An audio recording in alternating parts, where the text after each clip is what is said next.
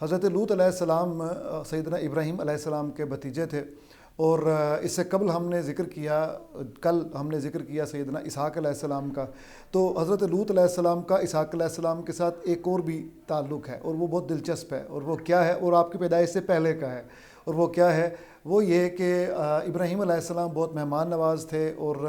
کھانا اکٹھے کھانے کو پسند کرتے تھے، مطلب اکیلے کھاتے نہیں تھے، کسی نہ کسی مہمان کو بلاتے تھے، انتظار فرماتے تھے، باہر سے کسی کو بلا کے لے آتے تھے تاکہ کھانا اکٹھے کھایا جائے۔ تو نبیوں کی جو شفقت ہوتی ہے، جو دریا دلی ہوتی ہے، جو نرم دلی ہوتی ہے، وہ سب چیزیں جو بردباری ہوتی ہے،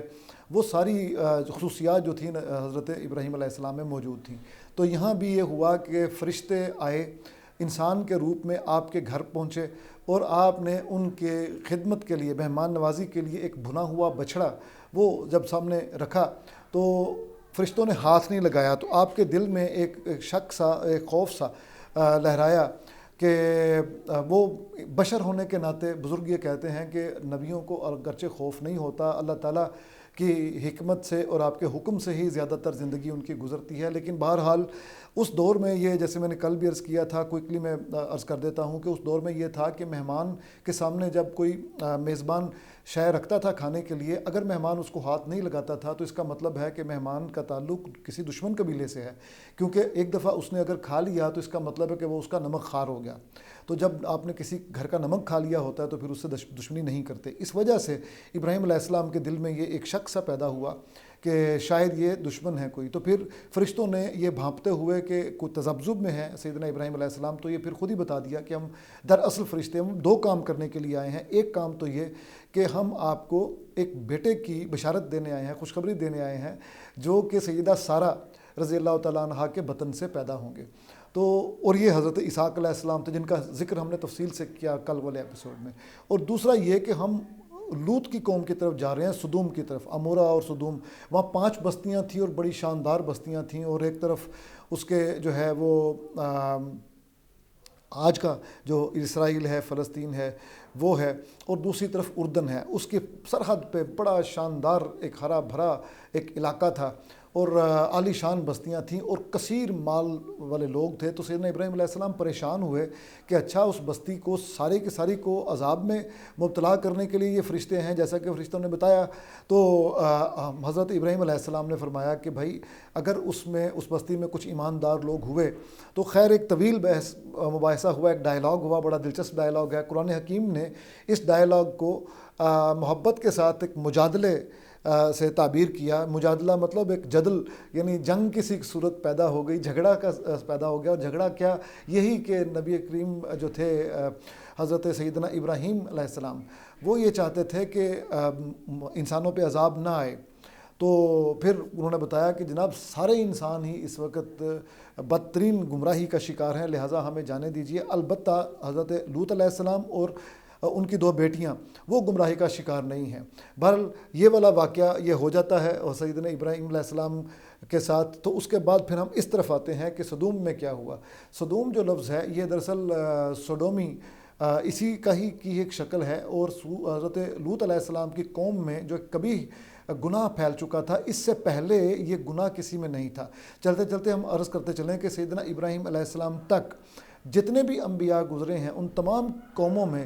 کوئی معمولی چھوٹے موٹے گناہوں کے ساتھ سب سے بڑا گناہ جو ہوتا تھا وہ شرک ہوتا تھا، لیکن بعد کے انبیاء میں عجیب و غریب وہ گناہ جو ہے نا وہ پیدا ہو گئے۔ تو لوط علیہ السلام کی قوم میں کیا گناہ پیدا ہوا، قرآن حکیم نے یہ بتایا کہ آپ جو مرد تھے اس قوم کے، وہ اپنی جنسی تلذذ کے لیے وہ مردوں کی طرف راغب ہوتے تھے، خواتین کی طرف نہیں جاتے تھے۔ یہ فطرت میں، یعنی فطرت میں نقب لگائی انہوں نے اس طرح سے نیگیٹیولی۔ تو ابراہیم علیہ السلام کے بعد یہ جو پہلا بڑا واقعہ ہے کہ شرک کے علاوہ کوئی قوم کسی اور بڑے جرم میں یا کسی اور بڑے گناہ میں گرفتار ہوئی ہو، تو یہ لوط علیہ السلام کی قوم تھی۔ تو ان کا یہ والا جو گناہ ہے یہ بڑا عجیب و غریب تھا۔ اس کے علاوہ وہ بڑے وہ لوگ تھے، مالدار لوگ تھے، اور بہت ساری ان میں فراوانی تھی، اور ایک اور بات یہ ہے کہ مال و زر چونکہ بہت زیادہ تھا تو یہ مال لوٹتے تھے۔ اچھا، ان میں یہ والی سوڈومی کی عادت، کبھی عادت پڑی کیسے، یہ بڑا دلچسپ ہے۔ بعض بزرگوں نے یہ لکھا ہے کہ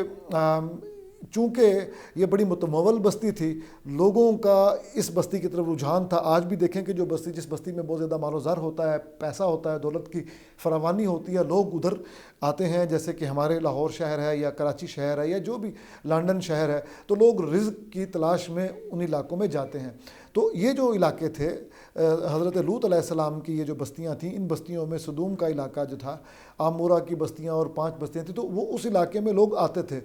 تو وہاں کے جو لوکلز تھے وہ ان سے نفرت کرتے تھے۔ آج بھی یہی ہے کہ جو لوکلز ہیں وہ کہتے ہیں کہ یہ کہاں سے باہر والے لوگ آ گئے، ہم نے خود کانوں سے سنا ہے، اس شہر کے لوگ بھی اور اس شہر کے لوگ بھی سبھی یہ کہتے ہیں کہ یہ تو آؤٹ سائڈرز ہیں، مہاجر ہیں وغیرہ وغیرہ، یہ کہیں اندرون سے آ گئے ہیں یہاں پہ وغیرہ وغیرہ۔ تو یہاں بھی یہی صورتحال تھی۔ تو شیطان نے یہ والا کام دیکھا تو اس نے ایک بوڑھے کی صورت ان کے پاس آیا، اس قوم کے پاس۔ انہوں نے کہا کہ اچھا میں تمہیں کل ایک طریقہ بتاؤں گا جس طریقے سے باہر کے لوگ پھر تمہاری طرف آنا بند کر دیں گے۔ تو اگلے دن یہ ایک حسین نوجوان کی صورت میں آیا، تو اس نے چام کیا، ان کو لبھایا وہاں کے لوگوں کو۔ تو وہ لوگ اس لالچ میں یا اس چکر میں، اس جکڑ بندی میں آ گئے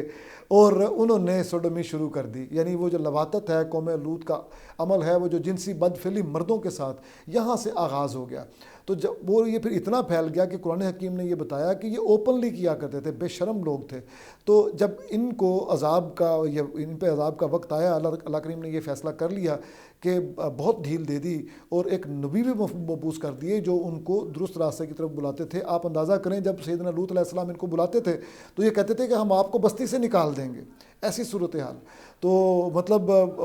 چوری اور سینہ زولی، سرکشی کا یہ عالم تھا۔ بہرحال جب وہاں پہنچے یہ فرشتے، تو یہ فرشتے 2 خوبصورت لڑکوں کے روپ میں، کہا یہ جاتا ہے کہ لوط علیہ السلام کی بیٹیوں کو شہر کے باہری سرحد پہ ملے۔ تو شہر کے باہری سرحد پہ ملے تو آپ کی بیٹیوں نے دیکھا تو آپ کو یہ خدشہ لاحق ہوا کہ بستی والے ان پہ حملہ کر دیں گے، اور آپ پھر ان کو گھر لے آئے۔ حضرت لوط علیہ السلام کے گھر جب، یعنی بیٹیاں گھر لے آئیں، جب آپ کے گھر یہ پہنچے تو بستی والے پیچھے پیچھے آ گئے اور آ کے لگے دروازہ توڑنے اور ضد کرنے لگے کہ یہ لڑکے ہمارے حوالے کر دے۔ وہاں لوط علیہ السلام نے یہ فرمایا، قرآن حکیم میں یہ ہے کہ تم میں کوئی بھی اجل رشید، کوئی سیدھے راستے پہ چلنے والا مرد نہیں ہے کیا، کوئی ہدایت یافتہ؟ تم کن چکروں میں پڑ گئے ہو؟ اللہ تعالیٰ نے خواتین کو حلال کیا ہے، یہ میری بیٹیاں جو ہیں نا یہ حاضر ہیں۔ اچھا، اس پر علماء کرام نے رائے پیش کی ہے کہ ایک تو یہ پورے قوم کی جو بیٹیاں ہیں وہ نبی کی بیٹیاں ہوتی ہیں اس طرح سے، دوسرا یہ کہ آپ نے یہ بھی کہا کہ تم نکاح کر لو باقاعدہ حلال طریقے سے، میری بیٹیاں موجود ہیں۔ تو بہرحال وہ اس پہ نہیں مانے، وہ کسی بھی قیمت پہ نہیں مان رہے تھے۔ تو پھر کیا ہوا کہ فرشتوں نے یہ جب دیکھا کہ لوط علیہ السلام بہت پریشان ہو گئے ہیں اور آپ کے دل سے ایک آہ نکلی اور ایک خواہش، حسرت بھری خواہش آپ کے دل میں آئی کہ کاش میں قلعے میں ہوتا، حفاظت میں ہوتا، تو یہ لوگ یہاں تک نہ پہنچ سکتے یا میں ان سے محفوظ رہتا۔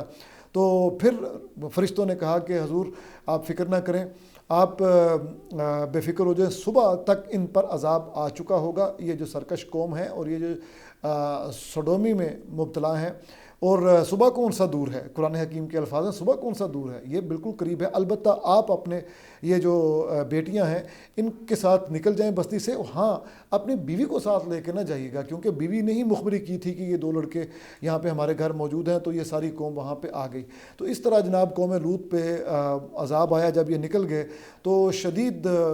چنگھاڑ، کڑک، وہ بجلی کا کڑکا تھا یا صوت ہادی، بجلی کا کڑکا آیا، اور اس کے ساتھ ساتھ وہ زلزلہ بھی آیا، اور کہا یہ جاتا ہے کہ اس کو پوری کو بستی کو اکھاڑ کے الٹا وہ گرا دیا گیا، اور اس طرح سے یہ بستی بالکل برباد ہو گئی۔ ایک اور لفظ قرآن حکیم میں استعمال ہوتا ہے کہ سجیل کی بارش کی گئی۔ سجیل کے بارے میں بزرگ یہ کہتے ہیں کہ یہ فارسی کا ایک ترکیب ہے، فارسی کی سنگ گل، یعنی گیلی مٹی کو کہتے ہیں، وہ جب خشک ہو جاتی ہے تو وہ پتھر سنگ بن جاتی ہے۔ تو آپ یہ لفظ سجیل کا سورہ فیل میں بھی پڑھتے ہیں، اور یہاں پہ بھی ہے کہ سجیل کی بارش ہوئی اور یہ ساری بستی ملیا میٹ ہو گئی۔ اور اس طرح سے یہ حضرت لوط علیہ السلام کی جو قوم ہے اس کی بربادی جو ہے وہ آپ کے سامنے یہ قصہ رکھنے کا مقصد یہ تھا کہ یہی قصہ سورہ ہود میں کسی حد تک ہے اور باقی مختلف صورتوں میں ہے۔ تو قریش کو سنانے کا مقصد یہ تھا کہ قریش کو معلوم ہو کہ یہ جو سارا کچھ ہے یہ نبیوں کو جھٹلانے کا نقصان الٹیمیٹلی شدید عذاب ہوتا ہے۔ تو یہ عذاب